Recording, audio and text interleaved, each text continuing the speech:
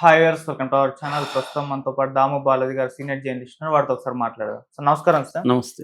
Sir, Pawan Kalyan గారు security విషయంలో కాస్త గందరగోళంగా అయితే ఉంది సార్. నిన్న మొత్తం కూడా ఆయన ఇంటి పైన డ్రోన్స్ తిరిగాయి అని చెప్పేసి అంటున్నారు. సో ఆయన్ని చంపడానికి ప్రయత్నించారని చెప్పేసి వార్తలు అయితే వైరల్ అవుతున్నాయి సార్. అంటే గతంలో కూడా మనం చూసాం ఆ పవన్ కళ్యాణ్ గారికి డెత్ థ్రెటనింగ్ రావడం, మొన్న సెక్యూరిటీ కూడా ఎవరు నకిలీ ఎస్ఐ రావడం, ఇటువంటివన్నీ కూడా కంటిన్యూస్ గా జరగడం చూస్తున్నాం సార్. దీని పట్ల అంటే ఎందుకు ఈ విధంగా కంటిన్యూగా పవన్ కళ్యాణ్ గారి సెక్యూరిటీ విషయంలో ఈ విధంగా జరుగుతుంది? మరి నిన్న డ్రోన్స్ అవి ఎవరు ఎగరేశారు సార్? పవన్ కళ్యాణ్ కి భద్రత కరువు అనేది ఆ అంశం ఎప్పటి నుంచో వస్తుంది. ముఖ్యంగా ఆయన ఎలక్షన్ ముందు కూడా ఆయనే స్వయంగా కూడా చెప్పాడు, నన్ను చంపడానికి ట్రై చేస్తున్నారు, బ్లేడ్ బ్యాచ్ దిగింది, ఇవన్నీ కూడా ఆయన గతంలో కూడా చెప్పారు, నా మీద అటాక్ జరిగే అవకాశం ఉంది, ఇవన్నీ ఆయన చెప్తూ ఉన్నాడు. కాకపోతే ఎవరు చేసే అవకాశం ఉందనేది చెప్పలేదు. గతంలో ఆయన చెప్పిన ఉద్దేశం మనకేం కనబడుతుంది అంటే వైసీపీ వాళ్ళ నుంచి థ్రెట్ ఉన్నట్టుగా కనబడుతుంది. ఎందుకంటే పవన్ కళ్యాణ్ వ్యక్తి లేకపోతే తెలుగుదేశం సొంతంగా గెలిచే పరిస్థితి లేదు. సో అందువల్ల వైసీపీ పవన్ కళ్యాణ్ని కలవనీయకుండా చేయడానికి అనేక రకాల స్ట్రాటజీలు వేసి అనేక రకాల ప్రచారాలు కంటిన్యూ చేశారు. అందుకని వాళ్ళకి ఇంకా డెస్పరేట్గా పవన్ కళ్యాణ్ని ఫిజికల్గా కూడా దాడి చేసి అతన్ని ఏమన్నా హాని తలపెడితే అప్పుడు గెలుపు ఈజీగా ఉంటుందని ఏమన్నా ట్రై చేస్తారా అవి తెలియదు. కానీ ఆయన ఎప్పుడు డైరెక్ట్గా వైసీపీ వాళ్ళు చేశారని చెప్పలేదు. కానీ వైసీపీ గూండాలు అని దాడులు చేస్తారని చెప్పాడు తప్ప నన్ను హత్య చేయడానికి వైసీపీ ట్రై చేస్తుందని ఆయన డైరెక్ట్గా ఎప్పుడు చెప్పలేదు. అయితే ఇప్పుడు అధికారంలోకి వచ్చిన తర్వాత ఏమైందంటే పవన్ కళ్యాణ్కి రక్షణ లేదు, అతనికి సెక్యూరిటీ పెంచాలి అని ముందు నుంచి కూడా జనసేన నాయకులు చెప్తూనే ఉన్నారు. ఎందుకంటే లోకేష్కి జెడ్ కేటగిరీ ఇచ్చారు, ఈయనకి కూడా ఇవ్వాలి, ఇప్పుడు Y+A ఉంది అని చాలాసార్లు చెప్పారు. ఈవెన్ హోంశాఖ కూడా దీన్ని పరిశీలిస్తుంది, ఈయనకి భద్రత పెంచడానికి హోంశాఖ కూడా ప్రయత్నిస్తుందని చెప్పారు. అంటే పవన్ కళ్యాణ్కి ఎవరి నుంచి థ్రెట్ ఉండే అవకాశం ఉంది అన్న చర్చ కూడా గతంలో వచ్చింది. ఒకటి నక్సలైట్లు, మావోయిస్టులు ప్రధానంగా. అంటే నక్సలైట్లు అంటే అనేక గ్రూపులు ఉంటాయి, మావోయిస్ట్ అంటే మాత్రం CPIML మావోయిస్ట్ అనే ఒక పార్టీ, వాళ్ళని మాత్రం మావోయిస్టులు అంటారు. సో మావోయిస్టుల నుంచి థ్రెట్ ఉందని ఒకటి ఉంది. రెండవది టెర్రరిస్టుల నుంచి, ముస్లిం టెర్రరిస్టుల నుంచి, ఇస్లామిక్ టెర్రరిజం కూడా థ్రెట్గా ఉంది ఈయనకి. ఎందుకంటే ఈయన ఈ మధ్య సనాతన ధర్మం అనేది గట్టిగా మాట్లాడుతున్నాడు, అలాగే మహారాష్ట్రకి అంతా కూడా వెళ్ళొచ్చాడు. సో అందువల్ల ఇతనికి ఇస్లాం టెర్రరిస్టులు యాంటీగా మారే అవకాశం ఉంది అన్న ఒక ఇది వచ్చింది. సో మూడవది మన వైసీపీ నుంచి కూడా ఇతనికి థ్రెట్ ఉండే అవకాశం ఉంది, ఎందుకంటే మళ్ళీ ఇదే కూటమి ముందుకెళ్తుంది కాబట్టి ఆ థ్రెట్ ఉంది. నాలుగవది అసలు వైసీపీ వాళ్ళు ప్రచారం ఏం చేస్తున్నారంటే అసలు చంద్రబాబే తనకి ఏమైనా హాని పెట్టే అవకాశం ఉంది, ఆ అకౌంట్లో వైసీపీ అకౌంట్లో వేసేసి, ఎందుకంటే లోకేష్కి అతను పోటీ కాబట్టి ఈ మధ్య గత కొంతకాలంగా లోకేష్కి అతనికి మధ్య కోల్డ్ వార్ నడుస్తుంది. లోకేష్ని కూడా డిప్యూటీ సీఎం చేయాలని విత్ ఇన్ ద తెలుగుదేశం క్యాంపులో ఉండే వాళ్ళే మాట్లాడుతున్నారు. మహాసేన రాజేష్ కావచ్చు, పాలిట్ బ్యూరో మెంబరు శ్రీనివాసరెడ్డి కావచ్చు, ఇలాంటి వాళ్ళు ఓపెన్గానే మాట్లాడుతున్నారు. మొన్నైతే శ్రీనివాసరెడ్డి చంద్రబాబు సమక్షంలోని లోకేష్ని డిప్యూటీ సీఎం చేయాలని ఆయన అడిగారు. సో ఈ కాంటెక్స్ట్లో రకరకాల జరుగుతున్నాయి. దానికి తగినట్టే పవన్ కళ్యాణ్ మొన్న పార్వతీపురంకి వెళ్ళినప్పుడు, మన్యం జిల్లా, అక్కడ ఒక సూర్యప్రకాష్ అనే వ్యక్తి ఫేక్ IPS కాస్ట్యూమ్ వేసుకొని అక్కడ హల్చల్ చేశాడు. అతన్ని ఎవరు కూడా పట్టించుకోలేకపోయారు, అంటే గుర్తుపట్టలేకపోయారు ఫేక్ అని. తర్వాత ఎప్పుడో తెలిసింది.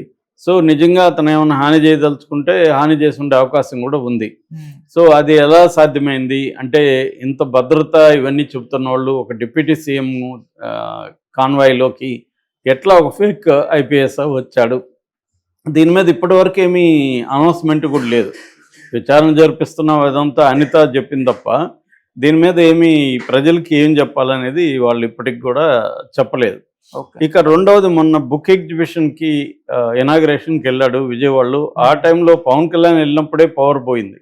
అది కూడా జన సైనికుల్ని కలవరపరిచింది. ఎందుకు దీని వెనక కూడా కుట్ర ఉందా, పవర్ ఎందుకు పోయింది ఈ టైంలో, కరెక్ట్గా ఆయన వచ్చి ఇనాగ్రేట్ చేసేటప్పుడే పవర్ ఎందుకు పోయింది అనేది ఒక ఇది వచ్చింది.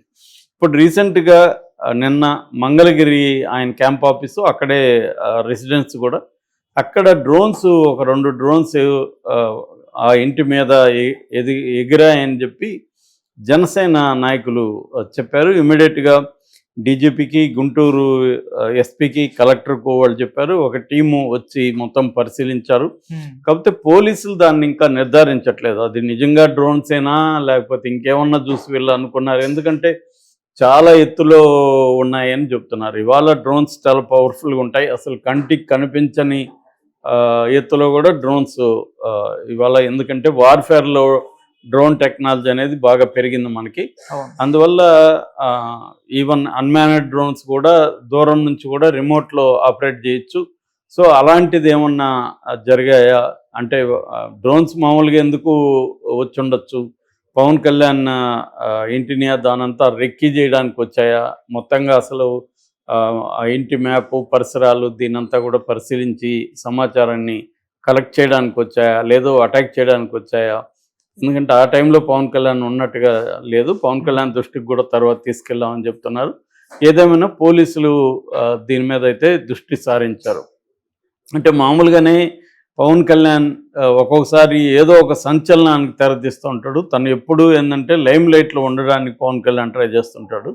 సో ఏ ఇన్సిడెంట్ జరిగినా దాన్ని తనకు అనుకూలంగా మార్చుకుంటుంటాడు. ఆ రకంగా కావాలనే జనసేన వాళ్ళు డ్రోన్స్ వచ్చాయి అది ఇది అని చెప్తున్నారు. ఎందుకంటే ప్రజలకి ఇంకెవరికి అక్కడ డ్రోన్స్ కనబడినట్టుగా లేదు. ఓన్లీ జనసేన వాళ్ళు అది కూడా చాలా హైట్లో ఉన్నాయని చెప్తున్నారు.